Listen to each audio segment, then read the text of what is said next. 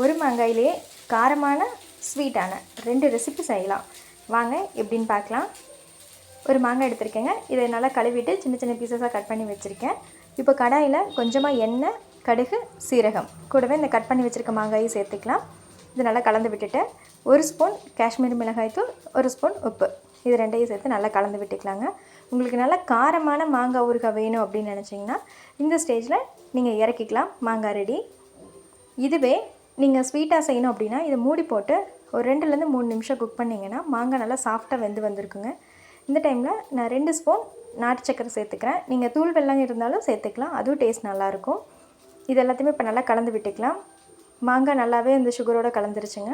இப்போ இறக்குறதுக்கு முன்னாடி கொஞ்சமாக நல்லெண்ணெய் சேர்த்து ஒரு தடவை கலரி விட்டுட்டு இறக்கி வச்சுக்கோங்க. இதை நீங்கள் ஃப்ரிட்ஜில் ஸ்டோர் பண்ணி வச்சு கூட யூஸ் பண்ணலாம். நல்லா ஸ்வீட்டான மாங்காய் பச்சடி சூப்பராக ரெடிங்க. கண்டிப்பாக ட்ரை பண்ணி பாருங்கள், எல்லாருக்குமே பிடிக்கும். தேங்க்யூ.